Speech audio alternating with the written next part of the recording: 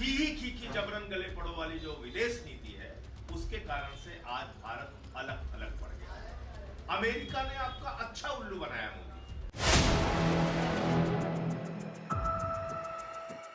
रुका Iran America युद्ध, पाकिस्तान ने लूटी महफिल, संजय सिंह ने पीएम नरेंद्र मोदी का उड़ाया मजाक। इस वीडियो में हम इसी पर करेंगे बात। नमस्कार, 4 PM पर आप सभी का स्वागत है।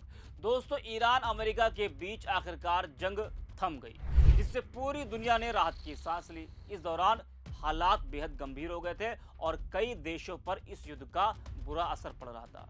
ऐसे में जब सीजफायर की घोषणा हुई तो वैश्विक स्तर पर इसे शांति की दिशा में बड़ा कदम माना गया।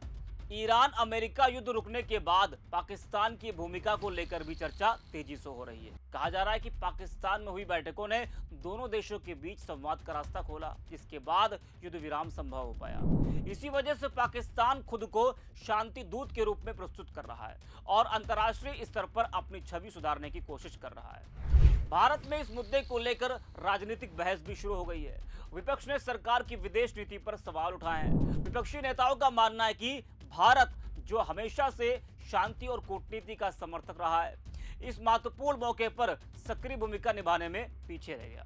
जी हां, संजय सिंह ने पीएम नरेंद्र मोदी की विदेश नीति पर तंज कसते हुए कहा कि मोदी की जबरन गले पड़ने वाली विदेश नीति ने भारत की प्रतिष्ठा को पूरी दुनिया में चोट पहुंचाने का काम किया है। आतंकी देश पाकिस्तान शांति दूत बन गया, गांधी और गौतम बुद्ध का देश अलग थलग पड़ गया। जी हां, उनके इस बयान ने राजनीतिक गलियारों में चर्चाओं का बाजार गर्म कर दिया और विपक्ष को सरकार पर हमला करने का एक नया मुद्दा दे दिया है। जरा आप भी सुनिए संजय सिंह को। नमस्कार जय हिंद साथियों। पूरे दुनिया के लिए एक राहत की खबर है कि अमेरिका, ईरान और इजराइल के बीच चल रहा युद्ध 15 दिनों के लिए शांत हुआ है। 15 दिनों के लिए युद्ध विराम लगा है। लेकिन ईरान को नजर रखनी होगी अमेरिका और इजराइल के ऊपर, क्योंकि वो धोखे से वार करने के लिए जाने जाते हैं। तो क्या 15 दिन के बाद फिर वैसी परिस्थितियां पैदा हो सकती हैं? इसके बारे में ईरान को सावधान रहना चाहिए। दूसरी बात, इस पूरे शांति समझौते में, इस पूरी बातचीत में कौन सा देश उभर के सामने आया? जो एक आतंकी देश है, जो अपने देश के अंदर प्रशिक्षण शिविर देता है आतंकवादियों को, पाकिस्तान, वो शांति दूत बन गया। इसके पीछे की वजह क्या है? हमारे प्रधानमंत्री नरेंद्र मोदी की अनपढ़ ही खीखी वाली विदेश नीति। एक ही खीखी जबरन गले पड़ो वाली जो विदेश नीति है, उसके कारण से आज भारत अलग थलग पड़ गया है। अमेरिका ने आपका अच्छा उल्लू बनाया मोदी। पहले आपको इजराइल भेज दिया, वहां आप 2 दिन पहले गए और मेडल पहन के आ गए, और उसके बाद ईरान के ऊपर हमला कर दिया। क्यों आप भारत की प्रतिष्ठा को दुनिया में गिराने का काम कर रहे हैं? यह सवाल देश आपसे पूछ रहा है। क्यों आप ऐसे काम कर रहे हैं जिससे देश की प्रतिष्ठा गिरे? हम राष्ट्रपिता महात्मा गांधी के देश हैं, हम महात्मा गौतम बुद्ध के देश हैं, पूरी दुनिया को शांति का संदेश देते हैं। लेकिन अमेरिका ने आपको अपने परंपरागत मित्र ईरान से अलग कर दिया, आपको अपने परंपरागत मित्र रूस से अलग थलग कर दिया और कहा कि आप रूस से तेल नहीं खरीदोगे। आपने उसके सामने घुटने टेक दिए।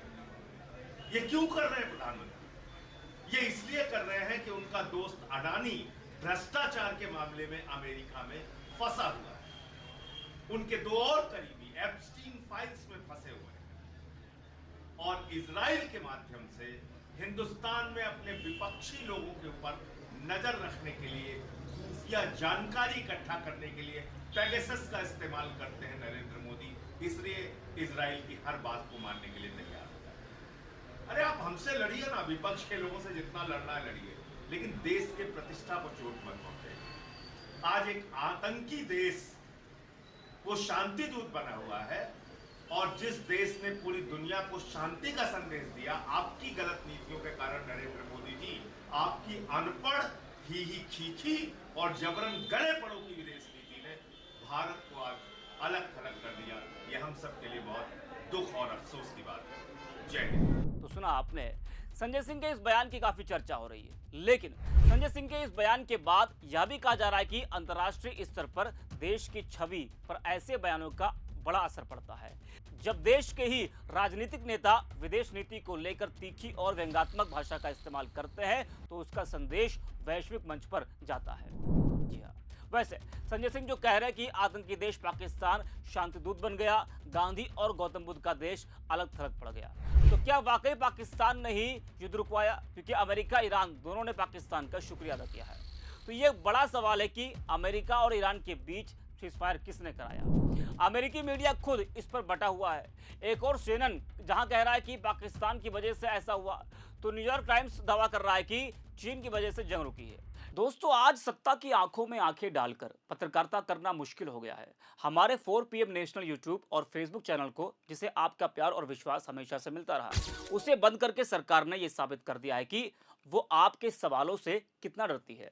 मुश्किल दौर है, लेकिन हम ना रुके थे और ना ही रुकेंगे। हम सच के लिए हमेशा लड़ते रहेंगे। ऐसे में 4 PM यूपी को आप लोग ज्वाइन करें और निष्पक्ष पत्रकारिता को जिंदा रखने के लिए जितना हो सके उतना हमारा आर्थिक सहयोग भी करें। आपके सहयोग से ये जंग हम जीत कर रहेंगे। ट्रंप ने बमबारी रोकने के अपने फैसले का श्रेय पाकिस्तान के प्रधानमंत्री शहबाज शरीफ और फील्ड मार्शल आसिम मुनीर के साथ हुई बातचीत को दिया। साथ ही उन्होंने ये भी कहा कि चीन ने ईरान को 2 हफ्ते के युद्ध विराम पर राजी होने के लिए प्रेरित किया। ट्रंप की इस टिप्पणियों से उन पिछली रिपोर्टों की पुष्टि होती है जिनमें कहा गया था कि चीन ने तेहरान को अमेरिका और इजराइल के साथ चल रहे युद्ध में युद्ध विराम करने के लिए प्रोत्साहित किया था। उधर सीजफायर के बाद शहबाज शरीफ ने सोशल मीडिया पर एक पोस्ट किया जिसे नजर आता है कि संघर्ष विराम का चेहरा पाकिस्तान है। दोस्तों, पाकिस्तान ने अमेरिका और ईरान को 10 अप्रैल को इस्लामाबाद में बातचीत के लिए आमंत्रित किया है। शरीफ ने कहा है कि पाकिस्तान के दोनों देशों के प्रतिनिधिमंडलों को 10 अप्रैल को इस्लामाबाद में आमने सामने की बातचीत के लिए आमंत्रित किया गया है, जिसका उद्देश्य सभी विवादों को सुलझाने के लिए एक निर्णायक समझौते पर पहुंचना है।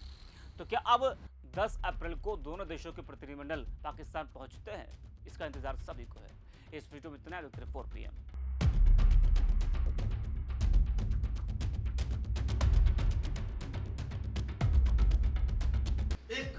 एक ही जबरन गले पड़ो वाली जो विदेश नीति है, उसके कारण से आज भारत अलग थलग पड़ गया है। अमेरिका ने आपका अच्छा उल्लू बनाया।